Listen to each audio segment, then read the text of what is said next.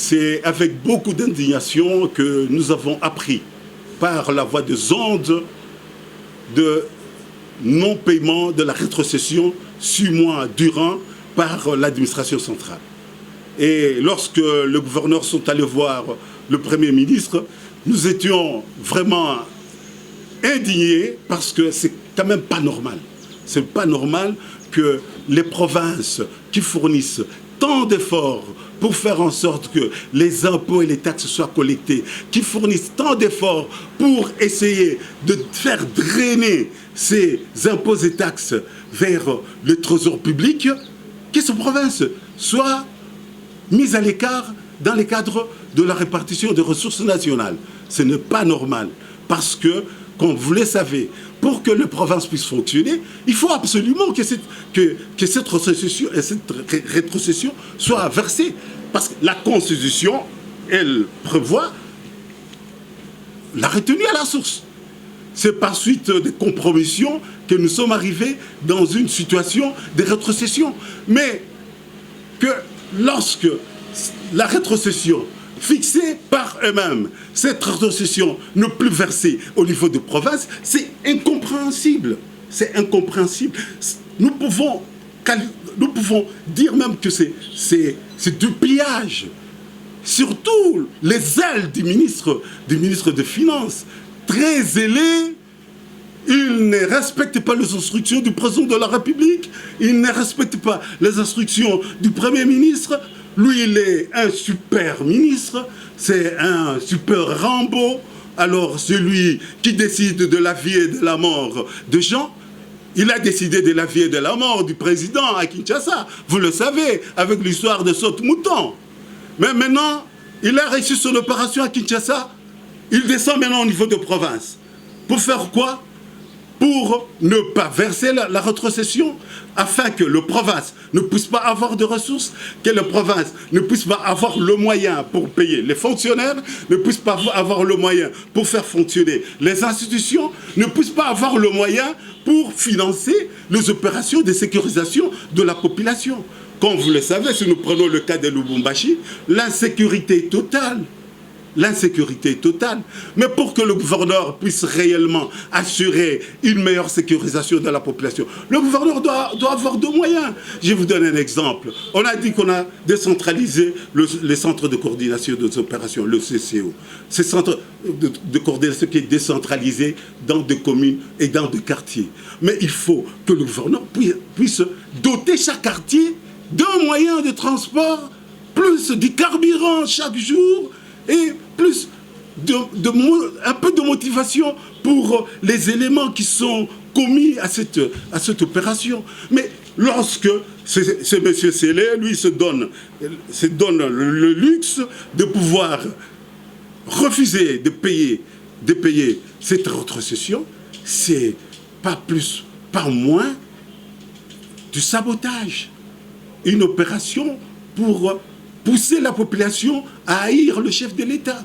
Il a si bien fait à Kinshasa, et voilà maintenant, c'est-à-dire, il est fait maintenant, c'est-à-dire au niveau de l'intérieur, en ne donnant pas de rétrocession, de telle manière que la population complètement affamée, comme nous le sommes à l'heure actuelle, passer à la Kenya, passer à la Katouba, passer à la Rwashi, les gens n'ont qu'un seul slogan, Njala, tunakufa njala, baba tunakufa njala, baba député, tunakufa njala. Sasa munasema je, baba député, c'est quoi? C'est une mission montée par ce monsieur avec ses maîtres. C'est monté pour faire en sorte que la population puisse haïr le chef de l'État. Nous le savons, mais qu'il sache très bien que nous sommes sur son chemin. Au niveau de la province Katanga, du Grand Katanga, fournissant 60% du budget national. Nous n'allons pas accepter. Notre association doit venir. Nous réclamons notre argent. Nous réclamons notre argent. La rétrocession doit venir pour que le gouverneur et les assemblées et les entités territoriales décentralisées puissent fonctionner. Aller à la mairie, 8 mois d'impaiement. Pourquoi? Parce que le maire n'arrive pas à réunir le moyen nécessaire pour payer les agents. Ça, nous ne pouvons pas accepter. Ça, nous ne pouvons pas accepter. Oui, oui. Est-ce que le même ministre est concerné par le non-financement de Mazembe, contrairement aux autres équipes qui avaient bénéficié, bien sûr, de quelques moyens pour leur déplacement? Oui, monsieur le journaliste, vous venez vraiment corroborer ce que j'étais en train de dire. Le monsieur-là s'est organisé pour ne jamais financer l'équipe de Mazembe. Pour lui, l'équipe de Mazembe, c'est une équipe ennemie. Il préfère financer Vita, il préfère financer Imana, mais pas Mazembe. Ce qui n'est pas normal. Par exemple, nous prenons les 5 derniers déplacements. Il a pris en charge 4 déplacements pour Vita, sur 5. Il a pris en charge 4 déplacements pour Imana, en charge. Mais pour Mazembe, 0. Mais c'est Mazembe qui fait la fierté du Congo sur le plan du football. C'est Mazembe qui donne de la joie, c'est-à-dire à la population un peu de bonheur malgré notre situation économique catastrophique.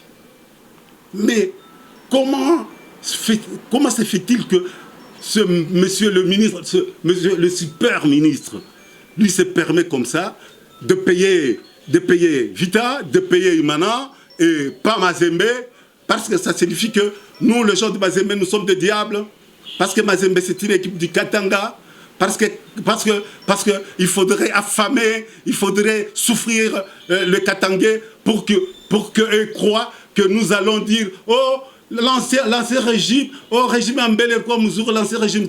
Non, faux, ce régime là c'est un régime génocidaire, un régime qui a tué, un régime qui a pillé la République. Ce régime là doit disparaître. Tu ne crois pas que nous allons dire non, c'est terminé, ça c'est effacé.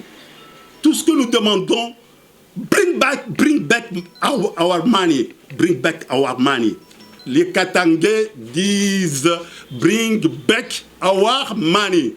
60% du budget national, il faudrait que notre argent que nous envoyons à Kinshasa, qu'on puisse nous le retourner à travers la rétrocession. Car à travers cette rétrocession, on va payer les fonctionnaires, on va payer les agents d'assainissement, l'argent va pouvoir circuler, les commerçants qui sont dans les secteurs informels vont pouvoir avoir des clients et la situation au niveau du Grand Katanga, au niveau de Lubumbashi, la situation va pouvoir se normaliser. Trop, c'est trop. Enough is enough. Nous n'allons pas accepter